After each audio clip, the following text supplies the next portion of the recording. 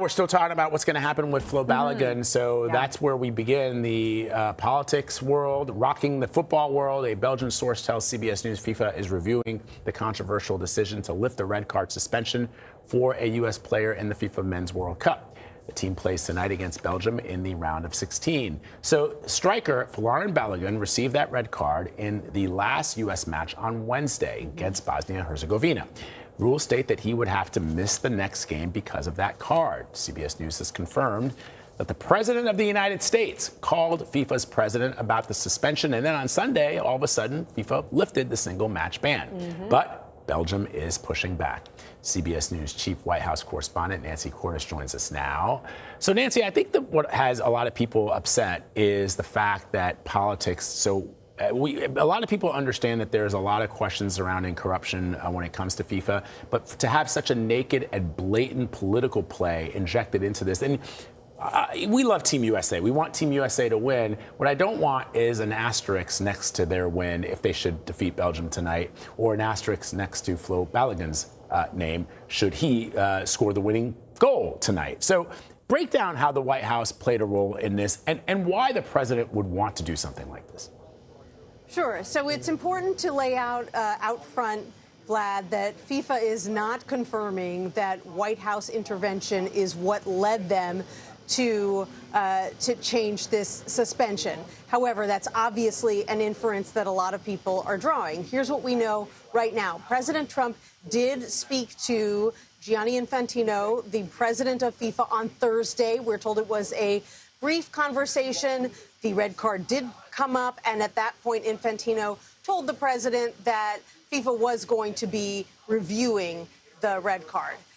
Then fast forward to Sunday, obviously the red card, the suspension gets lifted. In the meantime, we're told that President Trump wasn't the only person from the White House to reach out, that Andrew Giuliani, who's the head of the White House task force for the 2026 World Cup, if that name sounds familiar, it's because, yes, he is the son of Rudy Giuliani. He spoke to Infantino as well, and we're told that the Commerce Secretary Howard Lutnick was involved as well. So it does appear that this was a full court press, Vlad. All right, Nancy Cordes, thank you. Let's now bring in CBS News producer Elizabeth Campbell. Elizabeth, good to see you this morning. So, we saw a similar delay on suspension that happened to Cristiano Ronaldo during this tournament as well. Want to ask about this case. How was FIFA able to suspend the single game ban on Balogun here? Listen, the short answer is FIFA can do what they want. They're their rules. They can interpret their own rule code how they want.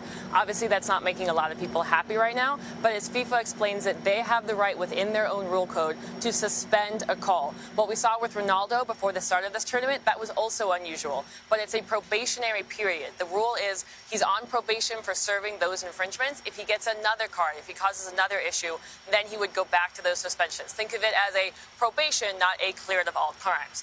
As for the Balogun situation, we know that U.S. Soccer was heavily engaged in the process to get this overturned. That's what they told me yesterday. But we also know that the players are ecstatic. They were telling us that Balogun remained practicing with them all weekend, that he had a smile on his face the second the news came down, and that never stopped. Take a listen to what some of them were telling us yesterday when we met up with them at practice.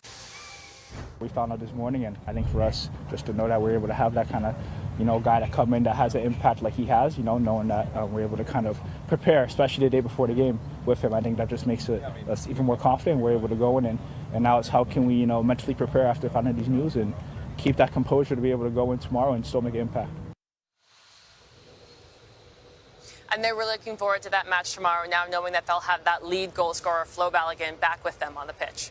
So, Campbell, before we talk about some of the other matches from yesterday, I just wonder, one of the things that friends and I who follow the game have been texting back and forth, and this is sort of, I think, writ large, what a lot of people are saying, which is that there are a lot of bad calls in football. They happen all the time, right? And they happen not just in soccer, they happen in American football, they happen in baseball, they happen everywhere. And what you do is you bitch and you moan and you complain about it and you write angry tweets about it or post things on Instagram. There's some drama. And then you move on because you live to fight another day. I wonder what this sort of means just for the integrity of the game. Any other team can now lobby to have something like this if they feel that the red card was given erroneously. And the precedent has already been set. How can it be true for one country and one player and not for another?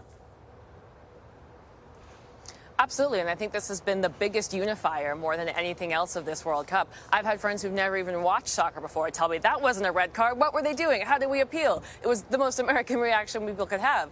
But I think you have that point there of this does set a precedent, but it's something that the refs are going to look at an individual basis. Now that we have VAR, that is such a big impact on the game. What a ref may not have noticed in live time, we now have to watch back in slow motion. And as a point with this foul that Balogun committed, it looked so much worse in slow motion, which is what led to that red card and led to that suspension that's now been reversed. So I think you're going to see more and more of that VAR reliance that we're seeing. And yeah, I think a lot of teams are going to say, well, how come that happened to the U.S. and not to us? But it's going to be up to FIFA. It's going to be up to the FIFA governing committee and those refs to make it a case-by-case basis, which I'll admit is going to be very frustrating for a lot of fans. But last night we saw an England player get a red card, and I immediately had friends texting me, well, can King Charles call the refs and make that be a reversal as well? So it's going to be a slippery slope as this continues. And Elizabeth, because of all of the backlash around this, I just wonder, can FIFA reverse the reversal?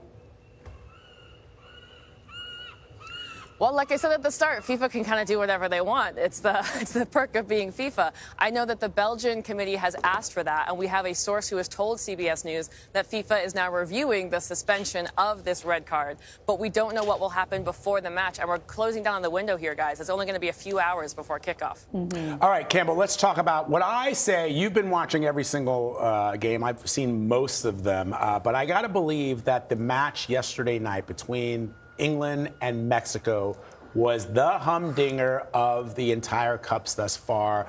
Seeing Jude Bellingham kick that goal and then coming back within less than 2 minutes to kick another goal in. Seeing team captain Harry Kane and he kicked that beautiful. Somebody said, Campbell, that I think you heard it during the commentary that, what's going on with all these stutter steps? That's how you kick a penalty kick. You pick a corner and then you boot it right in. What were your thoughts as you ended the game?